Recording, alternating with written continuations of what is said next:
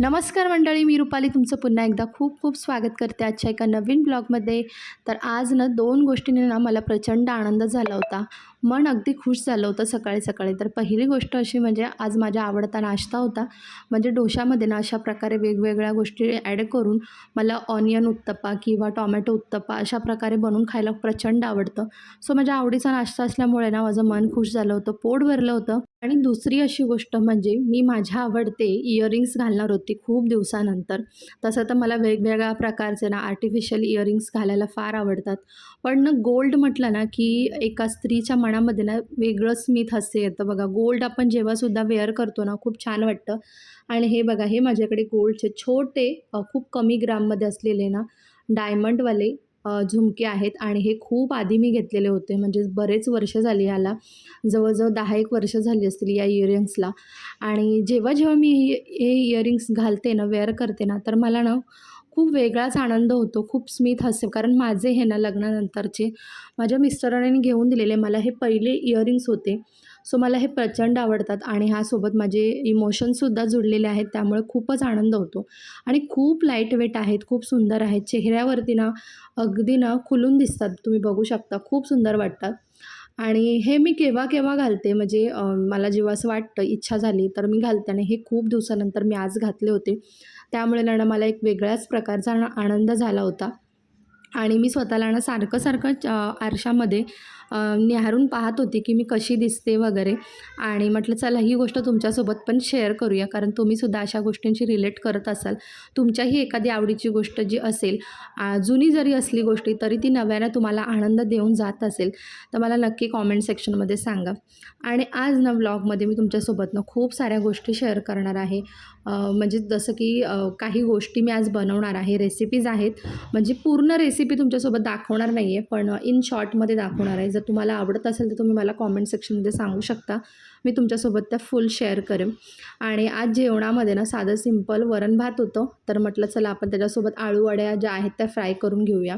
तर कधी कधी आळूवड्या नुसत्याच फ्राय करते, तर कधी कधी मी काय करते, थोडंसं ना फोडणीला मिरची, राई, त्याच्यानंतर कढीपत्ता, कोथिंबीर, या सगळ्या गोष्टी, तीळ अशा टाकून त्या फ्राय करते. तर एक मस्त अशी टेस्ट येते त्याला. आणि थोडीशी साखरसुद्धा टाकू शकता, एक वेगळ्याच प्रकारची टेस्ट येते. इथे आळूवड्या फ्राय करत असताना माझा लोला आला होता आणि त्याचं चाललं होतं, मम्मी हे दे ना ते दे ना. त्याची ना सतत किचनमध्ये लुडबुड असते माझ्या सोबत. जेव्हा जेव्हा मी किचनमध्ये असते ना, त्याला काही ना काही हवं असतं, काही ना काही घ्यायचं असतं. कधी कधी तर तो असं करतो ना की माझं लक्ष नसताना ना एखादी किचनमध्ये गोष्ट पटकन घेऊन पळून जातो. कारण मी त्याला ओरडत असते की किचनमधून गोष्टी घेऊन तिकडे ठेवू नकोस, कारण बऱ्याचशा गोष्टी मला नंतरनं भेटत नाहीत, सापडत नाहीत मला त्या. आणि मग मला शोधत राहावं लागतं. आणि ते बघा त्याचं काय चाललेलं, तर त्याला मला किस करायला खूप आवडतं आणि त्याचं तेच चाललेलं असतं. आणि मी त्याला किस केलं गालावरती, तर माझी जी लिप बाम होतं, म्हणजे टिंटेड लिप बाम होतं, त्याच्या गालाला लागलं. तर त्याला मी सांगत होती, बघ माझी लिपस्टिक तुला लागली. आणि तो ते ऐकून हसत होता. आणि त्याला पण आता कळायला लागलं आहे की मी शूट करते, सो त्यानेसुद्धा इथे हाय केलं. तर वरून तीळसुद्धा मी टाकले आणि आता मस्त फ्राय करून घेते कुरकुरीत. आणि तुम्ही अशा प्रकारे सुद्धा एकदा ट्राय करून बघा. तुम्ही कढईत वगैरे पण करू शकता, पण आता तवा गरम होता, सो मी त्याच्यावरच केलं आणि खूप टेस्टी लागतात.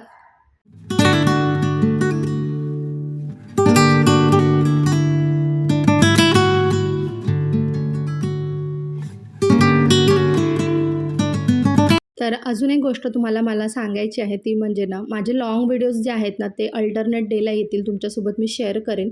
आणि बाकीचे जे शॉर्ट्स आहेत मी टाकते, तर ते मी डेली टाकण्याचा प्रयत्न करणार आहे. आणि त्याचा टायमिंगसुद्धा एक परफेक्ट मी सेट करते. सध्या मी 1-2 टायमिंग ट्राय करते. जो टायमिंग मला सुटेबल वाटेल, परफेक्ट वाटेल, म्हणजे ज्या टायमिंगला माझे व्हिडिओज जे आहेत ते चांगल्या रीचला येतात, तर त्या टायमिंगमध्ये मी टाकत जाईल. आणि तुम्हाला आणि कन्फर्म टाईम जो आहे ना, तो मी कम्युनिटी पोस्टवर नक्की तुमच्यासोबत शेअर करेन. आणि तुम्हाला पण काय मला सजेस्ट करायचं असेल ना, तर सांगा. कारण खूप दिवस झाले ना आपले व्हिडिओज कसे टाईमावर येत नाहीत, कधी-कधी टायमिंग मागे-पुढे होतो. आणि मी ते ॲग्री करते की तुम्हालासुद्धा कधी-कधी बघायला मग प्रॉब्लेम होतो की मी कोणत्याही टायमिंगला टाकते व्हिडिओ, त्यामुळे. तर म्हटलं चला आता थोडंसं आपण सिरियस घेऊया आणि टाईम टू टाईम जे व्हिडिओज आहेत ते टाकायचा प्रयत्न करूया, कारण लवकरच आपले 1K सुद्धा कंप्लीट होणार आहेत. आशा करते याच महिन्यामध्ये कंप्लीट व्हावे. तर हे एक ना ऑर्गनायझर आहे, तुम्ही बघू शकता व्हेजिटेबल ऑर्गनायझर आहे आणि खूप युजफुल आहे. याची लिंक मी तुम्हाला नक्की देईन आणि खूप छान आहे यूज करायलासुद्धा.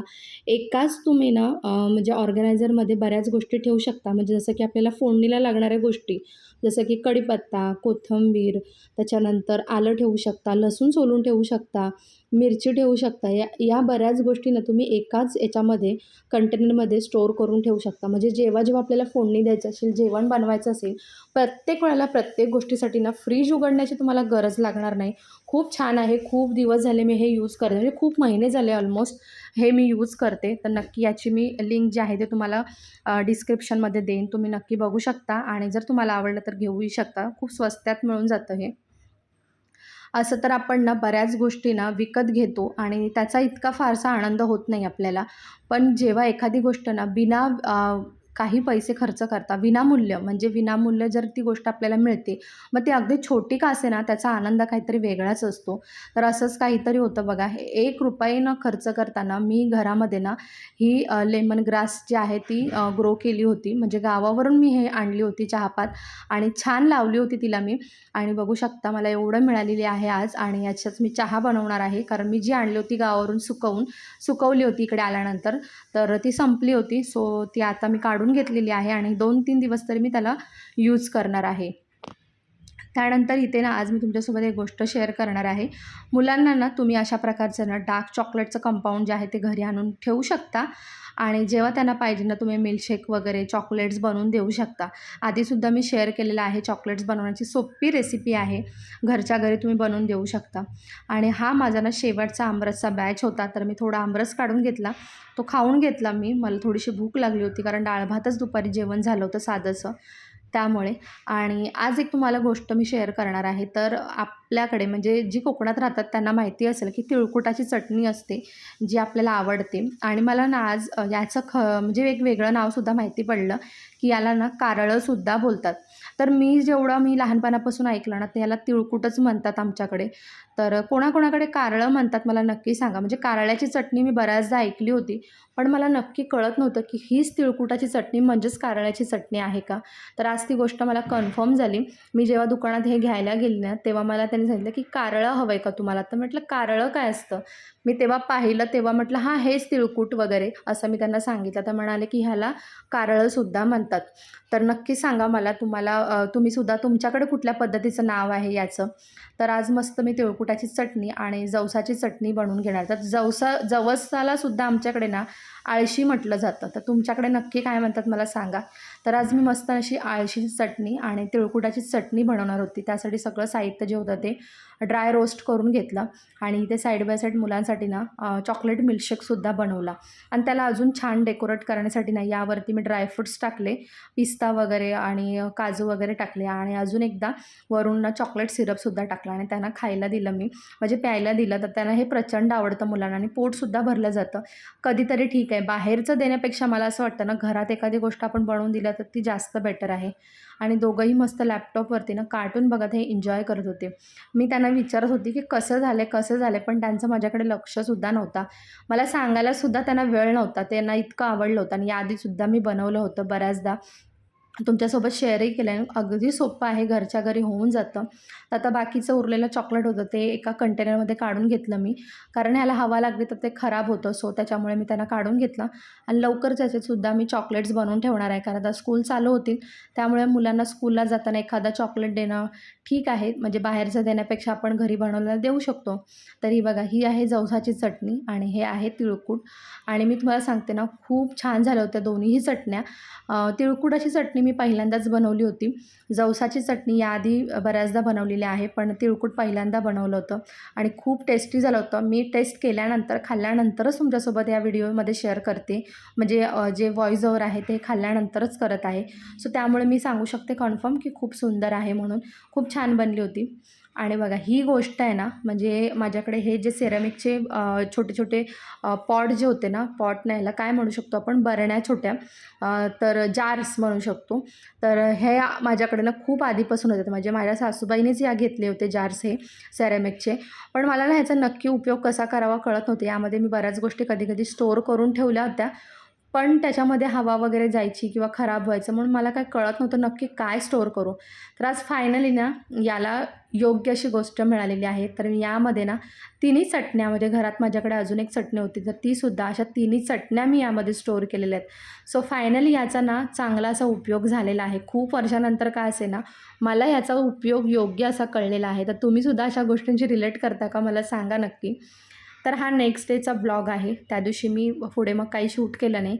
तर हा नेक्स्ट डेचा ब्लॉग आहे, जेव्हा प्रज्ञाने सकाळी माझ्याकडे ना पास्ता खाण्याचा हट्ट केला. सो त्याच्या मी आग्रा खातर हा पास्ता बनवला होता आणि माझ्यासाठी ना मस्त गाजर बीटचा आवळ्याचा ज्यूस बनवला होता. तर तो मस्त असं मी बाहेर असं बघत बघत एन्जॉय केला. आणि बघा खूप ढगाळ झालं होतं वातावरण, म्हणजे पाऊस येणार होता, पूर्ण काळं असं झालं होतं, मळब येतं ना तशा टाईपचं. आणि खूप छान असा पाऊस आता पडणार होता. म्हटलं चला आपण थोडंसं बसून, इथे गार हवा सुटली होती तर मस्त ते माझं जे ज्यूस होतं ते मी एन्जॉय केलं इथे. आणि अजून एक रेसिपी तुमच्यासोबत शेअर करते. बऱ्याच म्हणजे आधीच्या पण दोन्ही चटण्या, म्हणजे आपण एक प्रकारचं तोंडी लावूनच म्हणू शकतो, जेवणासोबत आपण खातो.